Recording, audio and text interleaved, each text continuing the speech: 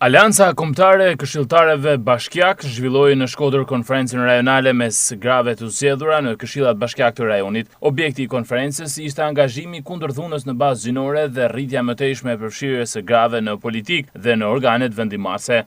Kemi bërë avancime shumë të mëdha. Edhe sipas statistikave të organizmave ndërkombëtar, është sidomos në këshillat bashkiak ne kemi arrit 50% e përfaqësimit të grave dhe vajzave kundrejt burrave dhe djemve. Gjë që për shembull në deputet në parlament nuk e kanë arrit akoma. Kemi bërë hapa të mëdhenj në përmirësim, por kemi shumë punë përpara për të bërë. Ndërsa prefektja e Qarkut të Shkodrës Holta Duda dhe nënkryetaria e Bashkisë të Uta Qyteza theksuan se përfshirja grave në politikë dhe në struktura shtetërore ka ardhur duke u rritur, por e rëndësishme është që kjo përfshirje të vijojë të zgjerohet edhe më tej.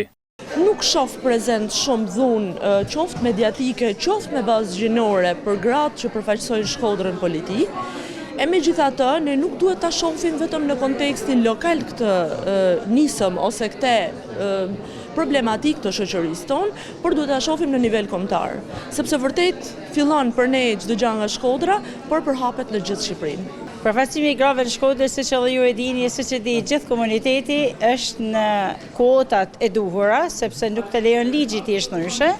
Shqetësimi im si qytetare, si nënkryetare e Bashkisë, është që këto gra dhe vajza që janë të përfshira edhe për shkak të kuotës, të jenë aktive dhe të ngrenë zërin për çështjet që shqetësojnë komunitetin dhe të gjithë bashkë, krah për krah, të jemi në të njëjtën rrugë për zgjidhjen e problemeve.